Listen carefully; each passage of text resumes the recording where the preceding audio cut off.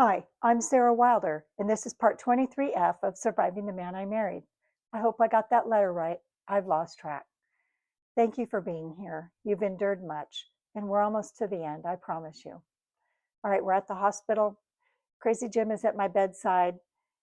He's turning into the cowboy. I can hear his voice is getting higher. After I yelled at him through a hoarse voice, I was furious. He'd sent text message updates to our children at home, which is bizarre because I was in an ambulance and at the hospital in the ER, and he was at home with the cops who were questioning him. I heard the fireman use the word questioning as he shut the ambulance doors when he told the paramedics that he would not be joining us.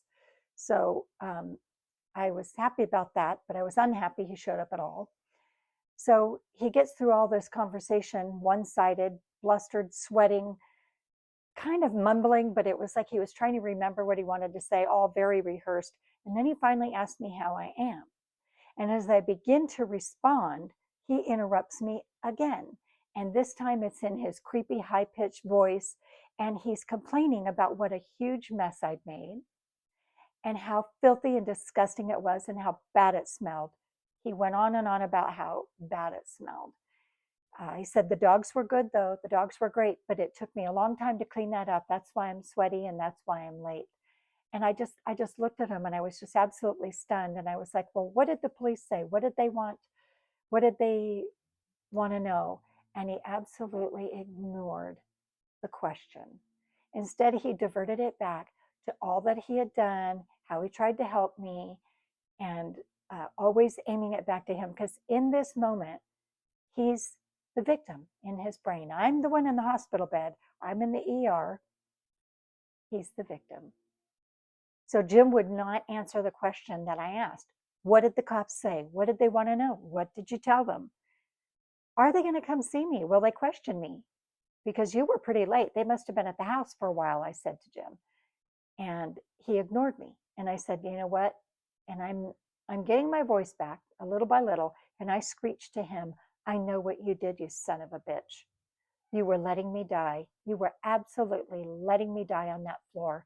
And I want to know what that bullshit was with that fake EpiPen. Where did you find a practice EpiPen? Why did you use a practice EpiPen? I said, you know something? The police are going to hear about this. This is absolutely unacceptable. And then the hospital discharged me to him, and we drove home together. Absolutely horrendous. I'm sorry to put you through this. And that is my life. That was my life, 2022. So from that day on, in our home, we still lived together. I did not run away. I did not leave. I didn't even call the police the next day. I stewed on it for a bit because I was absolutely furious. No one came to the hospital. Here there were 3 departments, the ambulance, the fire, and the police, and no one came to see me to interview me. Do you want to know how much time they spent with Jim? So guess what? How long was it? 4 months later, I got the grandma report. A grandma, GRAMA is the acronym. The grandma report is a printed dialogue of a 911 call. And all the participants, everything that's all the moving parts of a 911 call. That grandma report showed that the policeman stayed at my home interviewing Jim for 37 minutes after the ambulance pulled away.